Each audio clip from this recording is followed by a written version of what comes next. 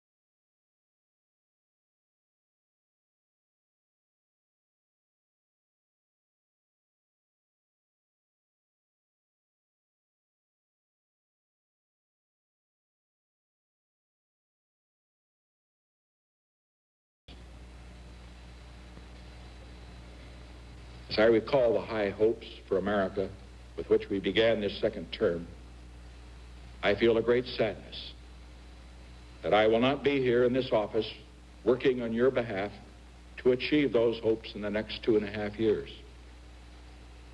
But in turning over direction of the government to Vice President Ford, I know, as I told the nation when I nominated him for that office 10 months ago, that the leadership of America will be in good hands.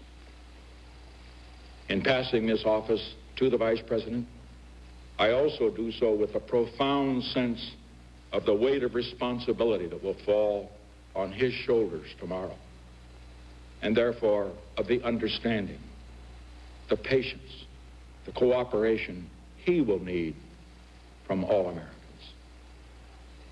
As he assumes that responsibility, he will deserve the help and the support of all of us.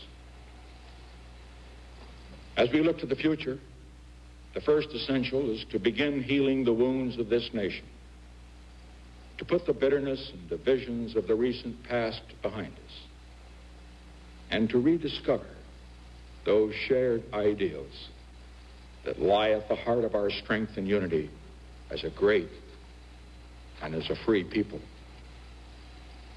By taking this action, I hope that I will have hastened the start of that process of healing which is so desperately needed in America. I regret deeply any injuries that may have been done in the course of the events that led to this decision. I would say only that if some of my judgments were wrong, and some were wrong, they were made in what I believed at the time to be the best interest of the nation. To those who have stood with me during these past difficult months, to my family, my friends, to many others who joined in supporting my cause because they believed it was right, I will be eternally grateful for your support. And to those who have not felt able to give me your support, let me say, I leave with no bitterness toward those who have opposed me. Because all of us in the final analysis have been concerned with the good of the country, however our judgments might differ. So let us all now join together in affirming that common commitment and in helping our new president succeed for the benefit of all Americans. I shall leave this office with regret at not completing my term, but with gratitude for the privilege of serving as your president for the past 5.5 years. These years have been a momentous time in the history of our nation and the world. They have been a time of achievement in which we can all be proud. Achievements that represent the shared efforts of the administration, the Congress, and the people. But the challenges ahead are equally great, and they too will require the support and the efforts of the Congress and the people working in cooperation with the new administration. We have ended America's longest war, but in the work of securing a lasting peace in the world, the goals ahead are even more far-reaching and more difficult. We must complete a structure of peace so that it will be said of this generation, our generation of Americans, by the people of all nations, not only that we ended one war, but that we prevented future wars. We have unlocked the doors that for a quarter of a century stood between the United States and the People's Republic of China. We must now ensure that the 1/4 of the world's people who live in the People's Republic of China will be and remain not our enemies, but our friends. In the Middle East, 100 million people in the Arab countries, many of whom have considered us their enemy for nearly 20 years, now look on us as their friends. We must continue to build on that friendship so that peace can settle at last over the Middle East, and so that the cradle of civilization will not become its grave. Together with the Soviet Union, we have made the crucial breakthroughs that have begun the process of limiting nuclear arms. But we must set as our goal not just limiting, but reducing and finally destroying these terrible weapons so that they cannot destroy civilization, and so that the threat of nuclear war will no longer hang over the world and the people. We have opened a new relation with the Soviet Union. We must continue to develop and expand that new relationship so that the two strongest nations of the world will live together in cooperation rather than confrontation. Around the world, in Asia, in Africa, in Latin America, in the Middle East, there are millions of people who live in terrible poverty, even starvation. We must keep as our goal turning away from production for war and expanding production for peace, so that people everywhere on this earth can at last look forward in their children's time, if not in our own time, to having the necessities for a decent life. Here in America, we are fortunate that most of our people have not only the blessings of liberty, but also the means to live full and good, and by the world's standards, even abundant lives. We must press on, however, toward a goal not only of more and better jobs, but of full opportunity for every American. And of what we are striving so hard right now to achieve, prosperity without inflation. For more than a quarter of a century in public life, I have shared in the turbulent history of this era. I have fought for what I believed in. I have tried, to the best of my ability, to discharge those duties and meet those responsibilities that were entrusted to me. Sometimes I have succeeded, and sometimes I have failed. But always, I have taken heart from what Theodore Roosevelt once said about the man in the arena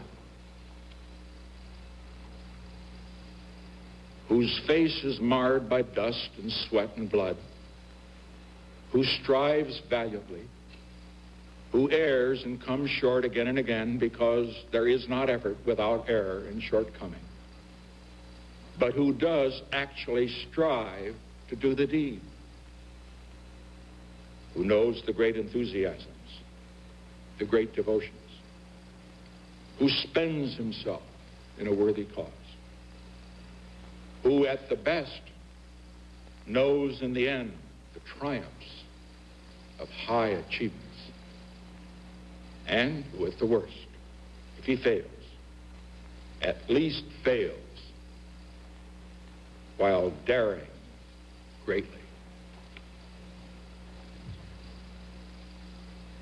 I pledge to you tonight that as long as I have a breath of life in my body, I shall continue in that spirit. I shall continue to work for the great causes to which I have been dedicated throughout my years as a congressman, a senator, vice president, and president. The cause of peace, not just for America, but among all nations. Prosperity, justice, and opportunity for all of our people. There is one cause, above all, to which I have been devoted, and to which I shall always be devoted for as long as I live.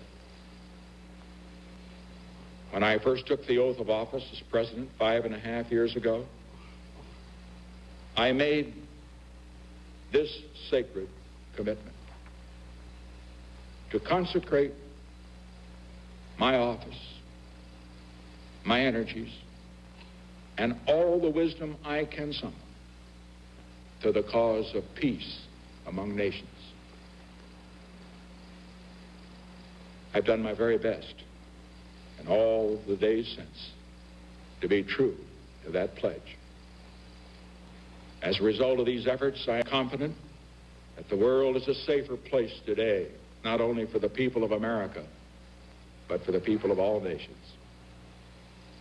And that all of our children have a better chance than before of living in peace rather than dying in war. This, more than anything, is what I hoped to achieve when I sought the presidency. This, more than anything, is what I hope will be my legacy to you, to our country, as I leave the presidency.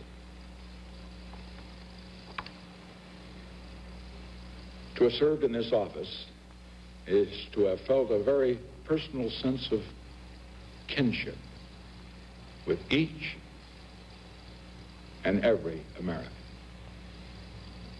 In leaving it, I do so with this prayer. May God's grace be with you in all the days ahead.